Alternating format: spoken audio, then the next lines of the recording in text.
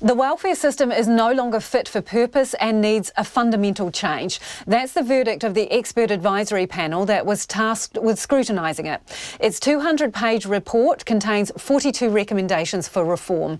They include scrapping most sanctions, increasing benefits by up to 47%, and increasing the amount of money beneficiaries can earn before their benefits are docked. The list of recommendations would cost an extra $5.2 billion a year, and they want the changes brought in within 2 years. Our social issues reporter Sarah Robson has the details. The expert advisory group says too many people are leading desperate lives with seriously inadequate incomes, and that's causing toxic levels of stress.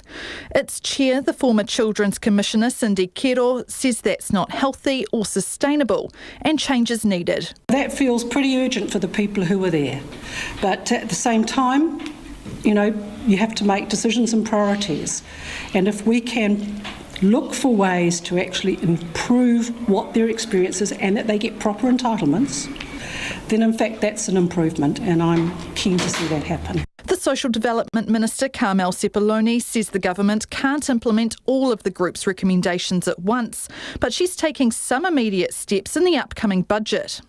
The government will finally fulfil its pledge to scrap the sanction on solo mums who don't name the father of their children, which will come into effect on April the 1st next year.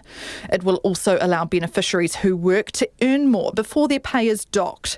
Ms Sepuloni says the government needs time to work through changes to other aspects of the system. What the report also points out, despite saying that there are areas that are urgent and need to be addressed immediately, is that there are complexities in the system and there are interactions that occur across the welfare system that need to be taken into consideration. So we have to do it carefully to make sure that we get it right. The overhaul of the welfare system was promised as part of Labour's confidence and supply deal with the Green Party.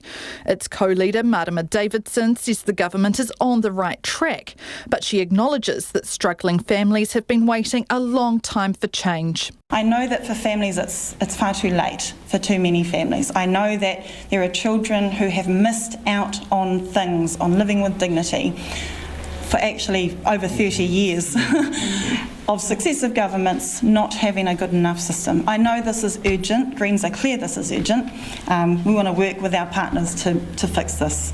Ricardo Menendez March from Auckland Action Against Poverty says the government should urgently remove the sanctions on solo mothers, something Labour committed to doing during the 2017 election campaign. For us to have to wait most of the term for a decision and now pretty much until the end of the term for it to come into place is disappointing. We think the government is not acting with enough urgency on poverty. Carmel Sepuloni has confirmed that the repeal of the sanction will not be retrospective and people will not be back paid. Meanwhile, the government has held off implementing the expert advisory group's recommendation to immediately increase benefit levels by up to 47%. Ricardo Menendez March says that would be a simple way to ease the burden on many struggling families. Increasing the core benefit levels and ending all sanctions is one of the things they could have done this wellbeing budget to make a real, tangible effect into people's well-beings. So far, we're getting more rhetoric than action. National Social Development spokesperson Louise Upston says the government has under-delivered. Labour have talked up a big game in terms of welfare reform, and to have picked up only two of the recommendations is quite frankly pathetic. Carmel Sepuloni hasn't put a time frame on when announcements will be made about the next phase of welfare reforms. Mō te hōtaka o te ahi, ko Sarah Robson, aho.